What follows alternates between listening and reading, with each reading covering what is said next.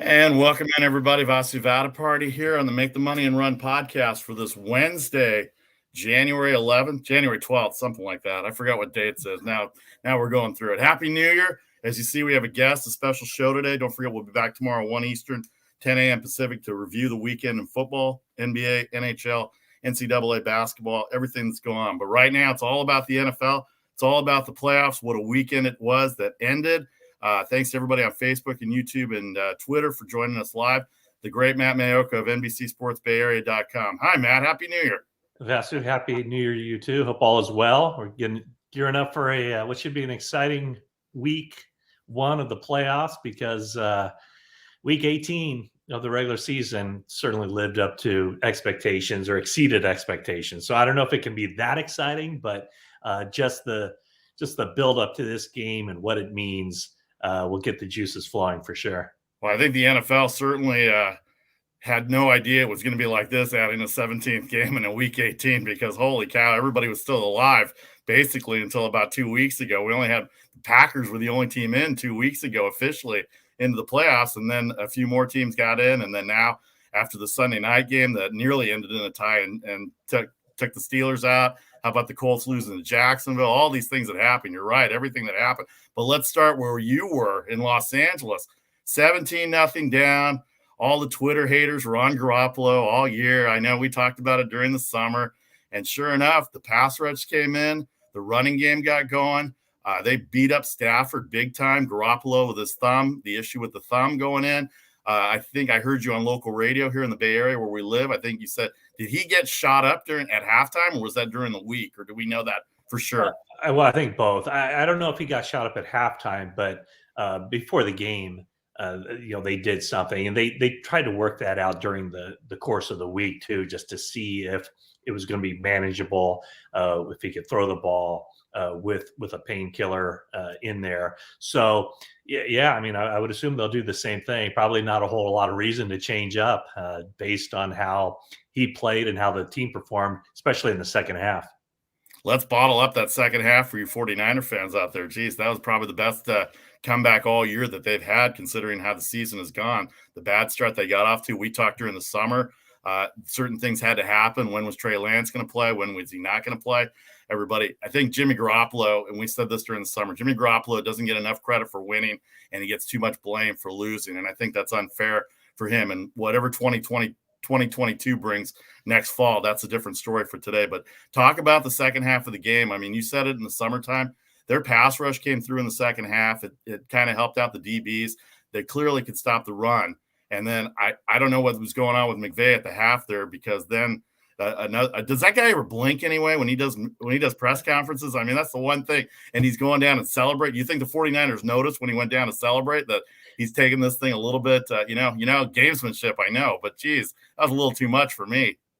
The players and even Kyle Shanahan claimed that they didn't see Sean McVay do that, but clearly it sent a message to their own team, which was the game's over. It was time to celebrate.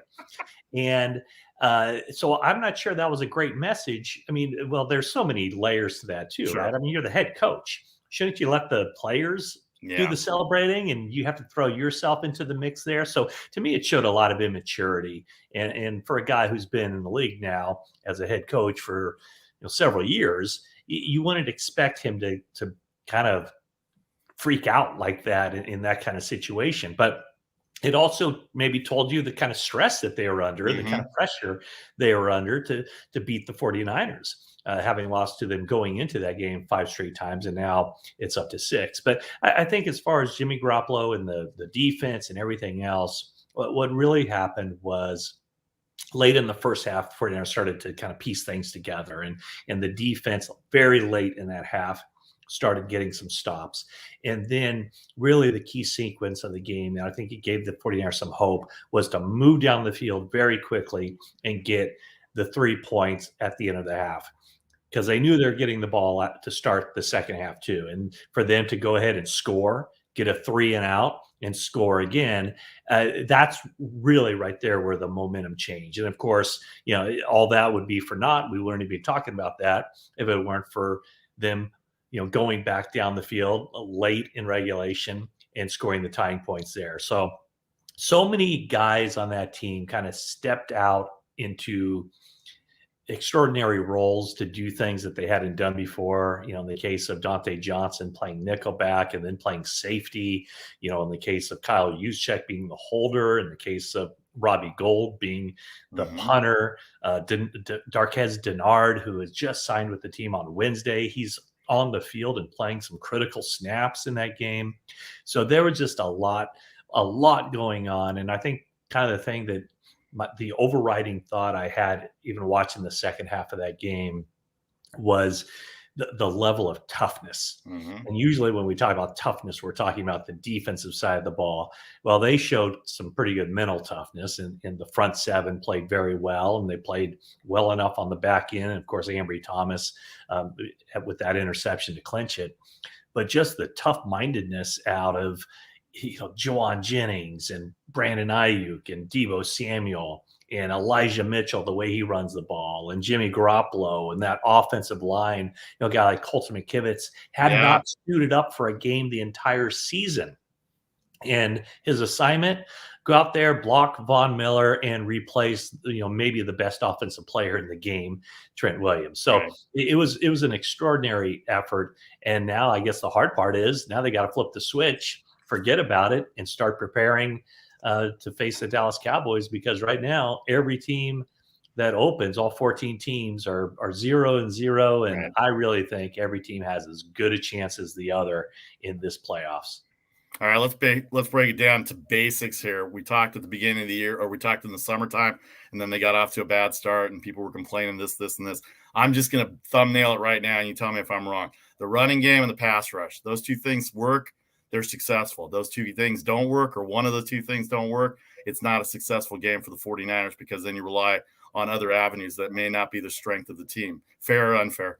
Yeah, no, I mean, those are very high on that list. Very, very key elements. I think the run defense has been very good, and that's kind of enabled the pass rush to get after quarterbacks, because teams can't run on the 49ers. The last 8 games of the season, teams have not been able to run the ball. And then, I think it's probably the same with every team in the league, but, cut down on, eliminate the turnovers, pick up a couple yourself, and now you're cooking. But yeah, I think that those are the things.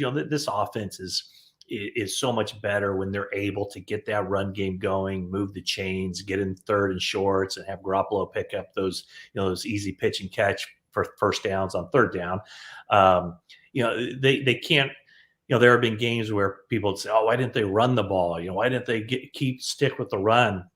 Well, sometimes, when you're running the ball and it's now 3rd and 8, and you throw the ball and it's incomplete, you go to the sideline. It's tough to get anything going. So it's kind of one of those things where success breeds success. And that's the formula for the 49ers. They're a physical team. They want to control the ball. I think it's important this game against the Cowboys more than ever, because they're facing, the number 1 ranked offense in the league. Whether they're the number 1 offense or not, that remains to be seen. Their schedule, what wasn't a great schedule, playing in the NFC East, but they're a 12-win team. They got a lot of firepower. They got a lot of talented players on both sides of the ball. So the 49ers cannot fall behind 17-0 against the Cowboys and expect to repeat that formula that they did Week 18 in LA. Okay, one quick thing on the game here. When it was, I guess when they were down 7 points, I don't remember the exact situation, but there was a scenario where it was 3rd and 10 and Garoppolo got sacked to 4th and 18. There was some conjecture that maybe at 4th and 10, the way coaches go for it on 4th down, that there was maybe a possibility that he might have gone for it, talking about Kyle Shanahan on 4th down specifically. I don't know what your thought was on that, but the sack took that away and ended up working out in their favor, because they were able to get position on that and able to stop them, and then end up, I think, was it tied when that sack? I can't remember when that sack happened, but well, I think what you're talking about is the sack that happened at the 2-minute mark. Yes, and then the 49ers still had 3 timeouts, and it was 4th and long, and so they sent Robbie Gould out there, and so the reason they decided to go ahead and punt it there was because they did have the 3 timeouts remaining. Yeah, I mean, I think, I don't know what the numbers say. I mean, he's not Brandon Staley. I get it, but yeah, I mean, it worked. Sure. And I know that, the numbers came out after that it was like a 0.4% Right. chance 49ers had of winning at that point. And Shanahan was kind of surprised at those numbers because he said we did have 3 timeouts left, Yeah. so we could have gotten the ball back. I mean, there's so much to second guess. You don't do as much second guessing when you win. Right. My question was on the 3rd and 6 or whatever it was with the Rams. They invested a lot in Matthew Stafford. Right. He's their guy that's going to take them to the promised land. Mm-hmm. I was surprised that they didn't put the ball in his hands and say, make a first down and we win the game. They knew they weren't going to get the first down running the ball because they hadn't got any running yards on the 49ers all game. So basically at that point they said, we trust our defense will make the stop, and we trust the defense more than we trust Matthew Stafford. Make the Money and Run podcast. Vasu Party here with Matt Maiocco of NBC Sports Bay Area. Okay, 49ers in the playoffs. They had to do it on their own. They came back in great fashion in LA against a team that they dominated. I'm going to take half credit for the Cardinals that I didn't believe them in the beginning of the year. In the middle of the year, I looked right, but you were all on Kyler Murray. The Rams and Cardinals play one of the NFC games. Of course, they're playing Dallas right now, talking about the 49ers. So here's the stat. Dallas undefeated within their division, won by an average of 22.5 points a game. I didn't do the calculation on what they were outside of the division, other than I know they were 6-5, and I don't know what the point differential was. 49ers attack them with the running game, and they can go after the secondary, or is it the running game, pure and simple, 70-30 percentage-wise? Well, if it's 70-30 percentage-wise, the 49ers will be packing up and going to Green Bay. Right. They will want to run the ball. They'll want to get that going. They think that they can run the ball. I think the Cowboys give up around 4.5 yards a carry defensively. So, how do you take the steam out of that pass rush?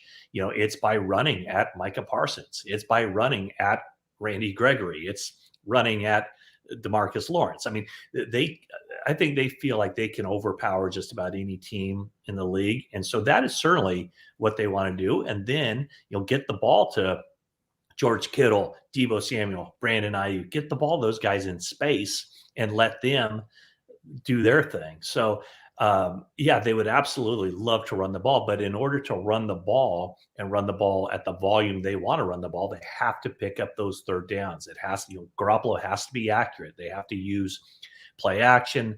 They have to unload the bag. I mean, they have to use every club they have. Hey, that's interesting what you said about the record, the Cowboys record in conference and out. I know they've beaten 3 playoff teams or three wins against playoff teams, but 2 of them were the Eagles. Right. 49ers have 4 wins against playoff teams. So the 49ers are going to want to come at the Cowboys and say, yes, you're the number 1 ranked offense in the league, both with yards and points, but you haven't faced a defense like this. And I think the good news for the 49ers is right now, their defense is as healthy as it's been all season, since week 1 anyway. Emmanuel Mosley at cornerback coming back is a huge deal. Ambry Thomas getting better and better at the other cornerback is a huge deal. Dre Greenlaw was fired up to the point where now he has to kind of tap the brakes a little bit and get under control. But you could see with his 12 tackles that defense is a lot better, a lot more physical when he's out there. So, and you mentioned the pass rush. I mean, they come at you at waves, and they're not saving Nick Bosa and Eric Armstead for anything else. So those guys are gonna, those guys, it's their job to go out there and force Dak Prescott into mistakes. You have a guy like Arden Key who's having this, I was going to say rejuvenation, but he's never had a juvenation since he's been in the NFL. So, rushing from the inside, he's doing his job. Samson Ebukam, DJ Jones, they got a lot of different guys on that defensive line that they can just kind of rotate in and try to make things so difficult on Prescott to get the ball to those outside wideouts. Let's talk about the Cowboys for a second here. So Dak Prescott comes off his injury, looks great all year. I know he missed the couple of games, and Cooper Rush came in and they won that Minnesota game on Sunday night. Ezekiel Elliott and Pollard are splitting time now, even though Elliott did get over 1,000 yards. It's not Roger Craig and and Wendell Tyler days, but it sure looks similar to the sense that they're using 2 running backs. And then their receivers, I know they lost Gallup probably for the rest of the playoffs, but they have Amari Cooper and they've got Schwartz at tight end. That's really well. So CeeDee Lamb.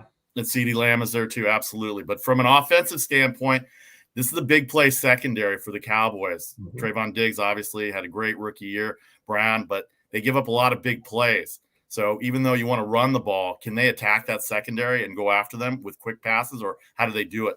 I think there's going to be a lot of deception. It's going to be a lot of trying to capitalize on the aggressiveness. Yeah, Trayvon Diggs, 11 interceptions. You look at that stat line, and he had, the best season we've seen from a defensive back in a long time. You look at the other stat line, and you see that he was responsible for more yards in coverage than any cornerback in the league by a big margin, by more than 100 yards. So that tells me that Mike McDaniel and Kyle Shanahan are putting on their lab coats and trying to figure out what looks, what disguises, what misdirection, what eye candy they can throw out there to make it difficult on the Cowboys defensive backfield. So my guess is that, those guys will be jumping routes. They'll be trying to make some plays, but they also have a tendency to give up a few. And where that trade-off is goes a long way to determining what's going to happen on Sunday. All right, last minute here with Matt Maiocco. The playoff games start this weekend. The 49ers Cowboys get the main slot on Sunday afternoon. Hey, we were kids when this was all on CBS, when Pat and John were doing the games, and all of a sudden CBS has the game. I was shocked because I work for a network that usually covers this game, but not this week. So I guess it's Nance and Romo doing the game. Let me ask you about the Cowboys pass rush, because they've had a good pass rush this year. Where do you key, or do you just key on everybody because they come in waves like the 49ers pass rush do? Who are the 49ers more concerned from a pass rushing standpoint from the Cowboys? It's got to be Micah Parsons. When you look at it, he's all over that defense. He lines up on both sides. He does as much dropping into coverage as he does rushing the passer. So, I think you kind of know what you're getting with Gregory and with Lawrence. The one guy who is just kind of a wild card where you don't know where he's going to be. And I know that, when the 49ers break the huddle, Jimmy Garoppolo will identify where's Parsons, where's Micah Parsons. And he's not easy to miss. He's wearing that number 11 jersey. So, he's kind of easy to pick out where you have all those other, numbers out there. That one kind of sticks out. So he's got to be the guy that, he can be a game wrecker. He can be a guy that, the Cowboys tailor their defense toward. He does it all. And that's something, though, that I think the 49ers will spend a lot of time, and already have spent a whole lot of time, picking his game apart. Where is he vulnerable? Where does he take a misstep here and there? What does he react to? What does he not react to? And I would go into this game thinking that there will be some plays where Parsons will be out of position.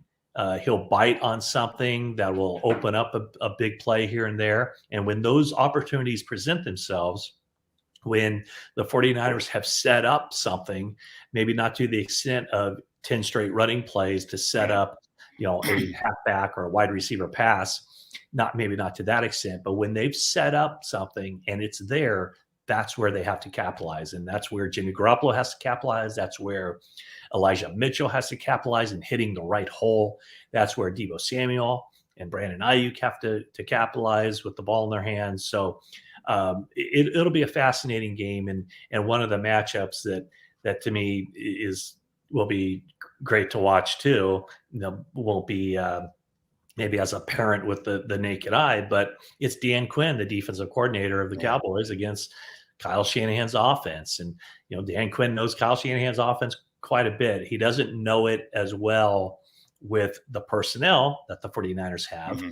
Obviously, Dan Quinn was with the Falcons, the head coach, while Shanahan was the offensive coordinator there. I know those two guys have a heck of a lot of respect for each other. So that's another one of those game inside the game situations.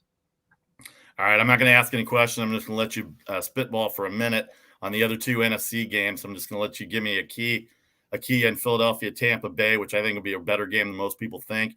And then the Rams and Cardinals facing off for the third time on Monday night. So it's all yours, Matt. Paint the picture.